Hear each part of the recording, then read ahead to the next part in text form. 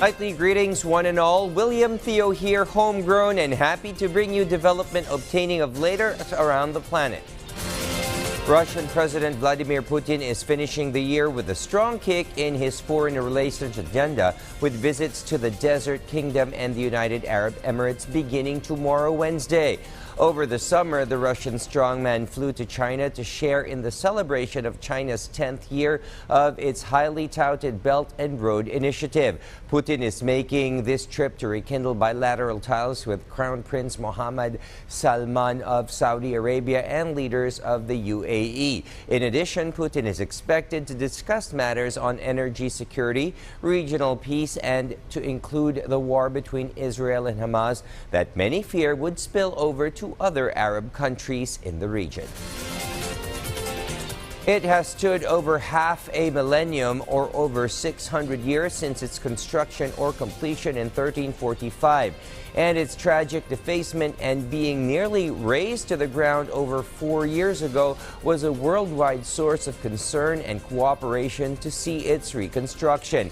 Hence, it was announced the Notre Dame Cathedral would officially open to tourist viewing and public worship on December 8, 2024, or exactly a year from today. Restoration of the UNESCO Heritage Site, an iconic tourist site which draws approximately 12 million a year, has hit several snags since that day when millions watched in horror how raging flames toppled its steeple to the ground. But a new spire has begun to emerge against the French skyline and is expected to be in full complete status by the summer when Paris hosts the Summer Games. President Emmanuel Macron is expected to pay a visit and inspection of Friday, the Feast of the Immaculate Conception, for whose memory the historic edifice was built. The Iron Dome system that has been in Israel's defense arsenal, U.S. kindness, is not only a lifesaver to millions of Jews, but a game changer in the war against Hamas since 2014, catching and neutralizing nearly all of the rockets fired from Gaza to Israel by Hamas and other extremist groups. The American Avenger air defense missile system deployed in the Ukraine is also a standout in thwarting Russia's airstrikes. VOA's Anna Kostushenko reports. This Ukrainian fighter, who goes by the call sign Festool, a former furniture maker from Kyiv, operates this American anti-aircraft missile complex known as Avenger. We have knocked down the Shahed drones as well as missiles already. In February 2023, this fighter, among many others, was sent abroad to receive training on the Avenger air defense system. Normally, he says, this kind of training takes months, but he had only 2 weeks. One of the reasons for such speedy learning is that Russia's shelling is extremely intense.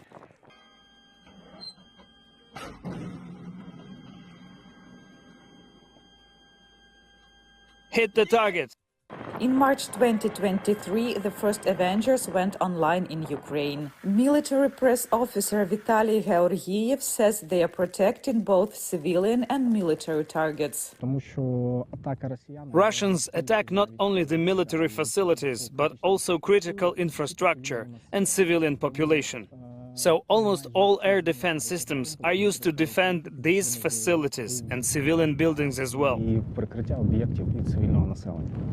Before Russia invaded Ukraine, Avengers were never used against drones, says Festool. Because of that, he and his comrades are constantly in touch with their US colleagues to share this new experience and the new practical application of Avengers.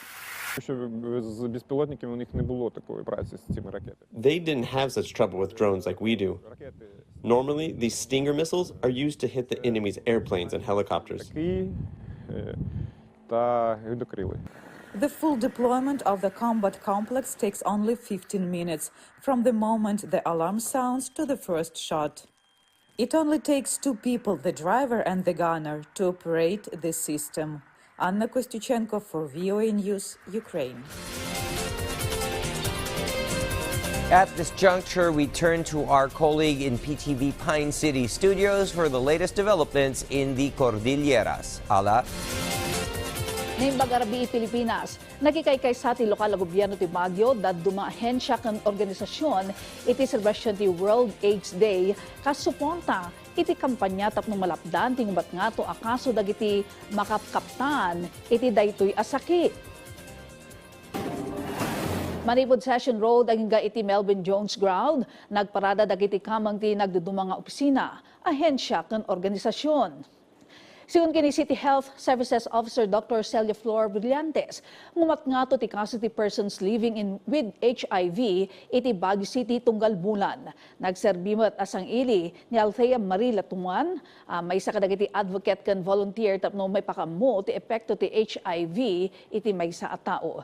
Dakil ti panagyaman na ng runa kadagiti tulong ti nagdudumang ahensya kan volunteer organizations para iti labanda. So sa Pilipinas, 50 cases a day.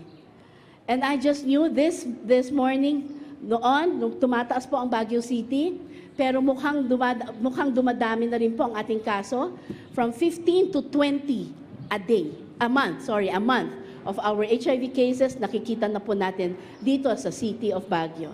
At napakaswerte po ng syudad ng Baguio because we have 4 treatment hubs. Andyan ang HSO, andyan ang BGH, andyan ang Balay Marvi, andyan ang DOH. Napakaswerte natin because our government are bringing the services closer to the people. Tabiyata na kagiddan ti 18-day campaign to end violence against women. Impanakkel ti Baguio City Police Office adakkel ti bimabaan ti kaso ti violence against women iti syudad. Iti datos ni BCPO Women and Children Protection Desk, 70 ang kaso ti VAW, tinalista itatawan. Nabababaday ito ino idilig iti isang agasot 24 kaso analista, idi napalabas sa tawan. Kadwan lata kaso ti panaglabsing iti RA 9262 wenno ti Anti-Violence Against Women and Their Children Act of 2004. Ang nakilistaan ti 40 maysa a kaso. Kadwan mo't kadagiti biktima, agtawan iti 18 aging 30. Impateng ti pulisya ang napatag ti akam nagitinagannak, tapno maliklikan ti panakailista ti adu a kaso. Naingatlatama ti agresibo a kampanya ti Baguio's Finest, kan panakibinadang da kadagiti stakeholders, tapno magibusanan ti kinaranggas kadagiti babae.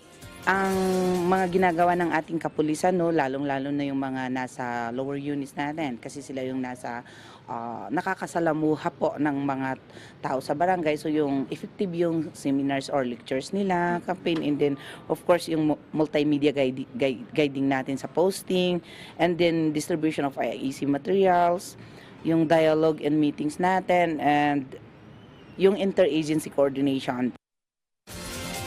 Dagiti damdamag, manipod dito'y PTV Cordillera, siyak ni Ana Sunduan, Naimbag Arabi. Thank you, Ala, and that's a wrap for this evening. We look forward to bringing you the late breakers for tomorrow at the same time, same channel. Always bear in mind to work hard, dream big, give thanks, count your blessings while you catch the news right here. William Theo wishing you all a restful evening.